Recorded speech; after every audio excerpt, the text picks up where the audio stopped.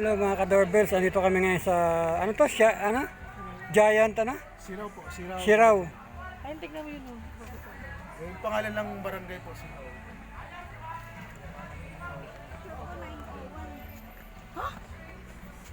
Tapos, sige, pipicture natin. Siraw.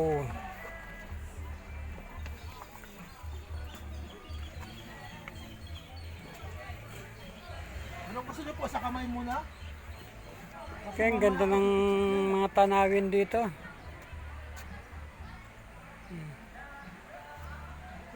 Huwag yun sa baba.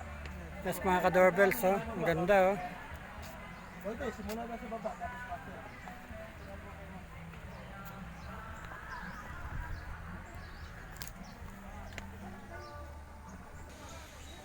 Kunting baba pa.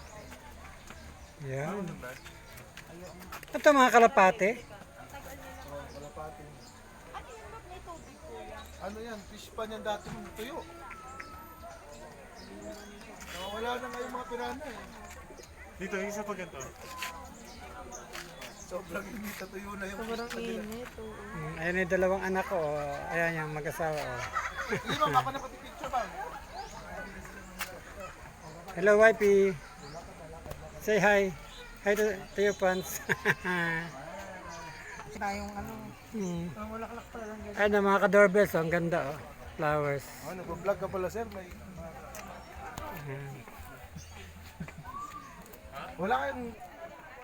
Yan mga kadingdang, dito ngayon kami pupunta sa may tinatawag nilang windmill.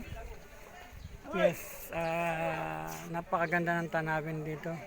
Ito ang tinatawag nilang Siraw, sa may, matatagpuan ito sa may Balamban, Cebu Province. Napakaganda ng mga tanawin dito. Yan, overlooking. Okay. Okay mga kadingdang, ito yung aming tour guide. napakabait na tour guide. Napakabait si Yun ang Sir asid natin, Kuya Benji. Kuya Benji. Yes, mamaya interview natin siya. Wag lang pumat ha. Okay. Okay. Oo. Doorbell, mga ka-doorbell, wash out. Shout out muna dyan, shout out. Wash out sa ating mga Wash out eh, no? Okay. Mamaya interview natin siya.